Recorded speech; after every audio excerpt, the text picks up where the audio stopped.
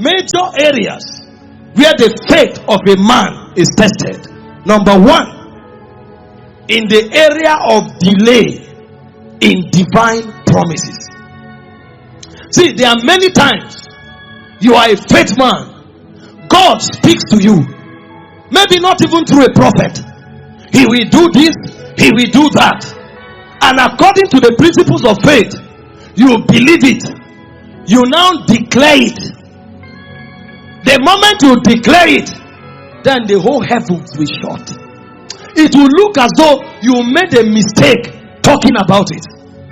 And because men are out to discredit your Christianity, they will come time and time again to taunt you and say, were you not the one who said 2 years ago that God was going to do this?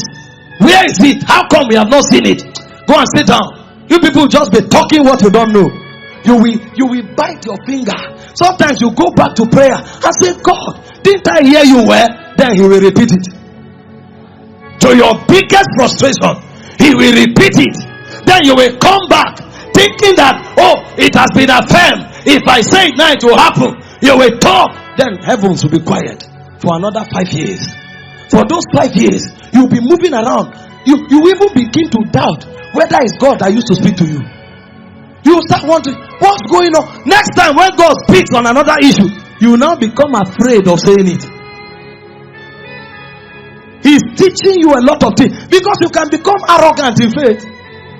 You can become a rascal. This is what helps you to manage your temperature, no matter what God is doing in your life. And this thing is worse with those who have made a name, because sometimes you say it in the public, then it doesn't happen. It's delayed. Nothing humbles you in faith like delay in God's promises, but it's part of the trials of faith. Look at Abraham.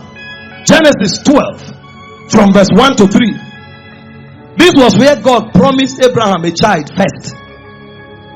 Now the Lord said unto Abraham. Who spoke to Abraham? Is he a prophet?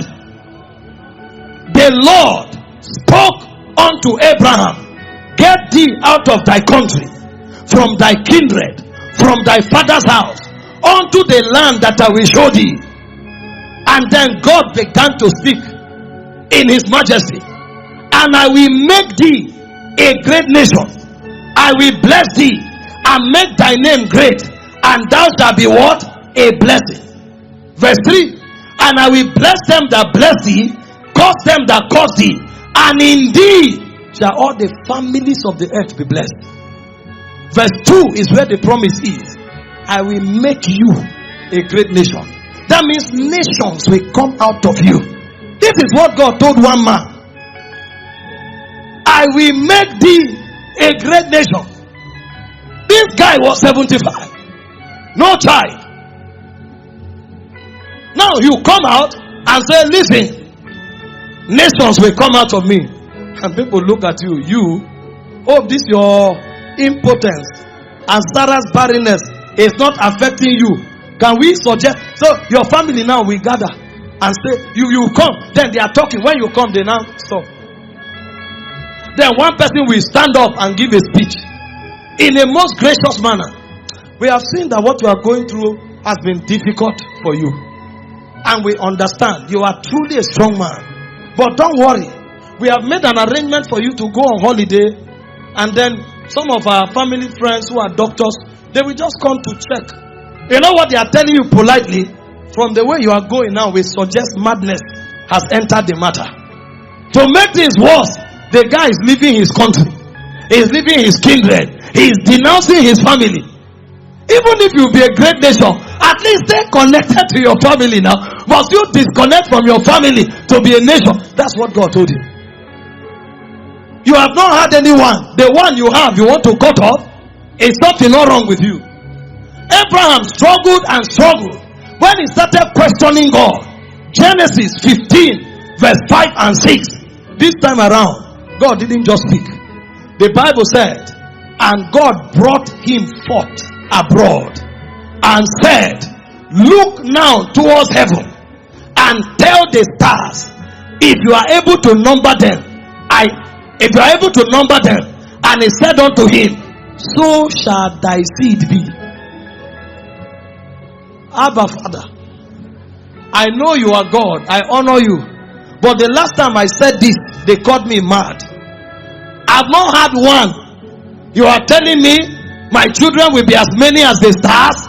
Let's begin with one first. No result. God was still speaking. That's how faith. Those are trials. There are some of you seated here. God told you, you will have a global ministry. You have fasted for 19 years. The ministry has not come. And when you humbled yourself to support those who are in ministry, they treat you like rag. You now go back to God and cried. And God said, don't worry, continue. Your ministry is a global ministry. Some of you are here. God told you that you will be wealthy and you will sponsor his agenda. You wrote it on your status 7 years ago. As we speak now, you are begging for house rent. And the person you asked for help say, I saw this status. Are you not the one who sponsors why not start with your house rent? It's called the trial of faith. Do you know it took 25 years for Isaac to come? 25 years. Solid years. Before what is not a prophet. If he's a prophet, he will say, Kai, this prophet is not very strong. Maybe he didn't see well. It was the Almighty himself that spoke. It took 25 years. Now, do you know the frustration? While Abraham was waiting for this, God was doing other things. But the one he wanted the most, that one took 25 years. The trial of faith. See, I don't know what God told you. I don't know where you declared it. It might even have embarrassed you. But hear this. This message came for your lifting. God sent me to declare to you today that the season of your answer has come.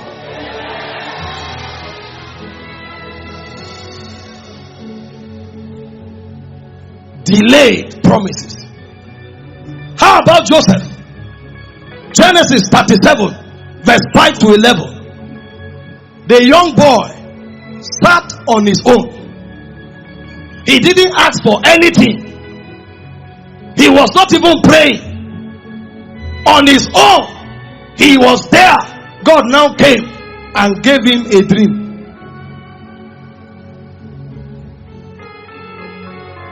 "11 stars are bowing before you," and he had 11 brothers. What are you saying, sir? I didn't ask for this dream. Oh. The sun and the moon are bowing to you. And in his innocence, he went to his father. Is that not the principle of faith? Believe it and declare it and have it. "Papa, this is what I saw." The father rebuked him. "You mean I will bow to you?" Do you know the meaning of what you are saying? "I don't know, but that's what God showed me." The brother swore. So this is your ambition. You who is second to the last, your plan is to make up. So we are going to be failing and waiting for you to succeed, to bow to you. You are finished. So anytime the guy is away with them, some will hold his ear and want to cut it. Some are knocking. Some are slapping. So he will run and stay with his father. When they are going out, he will stay with his father. I'm tired of knocks. I'm tired of pulling of ear. I'm tired of slap. As if that was not enough, the father he ran to for refuge now sent him to the field. "Go and give your brothers food." Sir, you have slaves here. There are many servants. Why must it be me? When he went, they saw him coming. Here comes the dreamer. Today you will realize that your dream. They took him, threw him into a pit, and they sat and were discussing what to do with him. Now imagine what happens. Your own brothers threw you to a pit and they are talking, you are hearing. Should we butcher him? Should we behead him? What do we do with it? Imagine what will be happening to your heart. There is no way you can teleport to tell your father. Then suddenly they saw Egyptians, slave buyers passing. "Come, carry this dream and let him fulfill his dream in Egypt. Let's see the stars that will bow to him." So you know we are stars. But in your loftiness, you think we will bow to you, Abi? Go to Egypt as a slave. Maybe they will bow to you in the slave quarters. As if that was not enough, he went to Egypt. Then Potiphar's wife shows up, accused him innocently, and a slave in a foreign land became accused to be a rapist. And that was not enough. They now took him to prison. He spent extra 2 years there, hopeless. 11 years first, 2 years in prison. That's 13 years. But God said, 11 stars will bow to you. You are here. God spoke to you 6 months ago. You're already weeping. God, where are you? You don't know faith. He called those things that be not as though they were. He's not journeying with your beginning alone. He's at the end. That's why he's called Alpha, Omega, beginning, end. What is happening in the middle does not matter. If he said it, he will do it. He said God is not a man that he should lie, neither is he the son of man that he should repent. He said, will he say a thing and not do it? He will do it. They may have thrown you to a pit. It doesn't matter. They may have sold you out. It doesn't matter. They may have accused you. It doesn't matter. They may have imprisoned you. It doesn't matter. The Bible said, until the time that his word came, the word of the Lord tried him. The king sent for to lose him. Even the ruler of the people, he made him lord of his house and ruler of his substance, to bind his princes at his pleasure and to teach his senators wisdom. I prophesy over someone. Everything God told you, with your eyes you will see them manifest.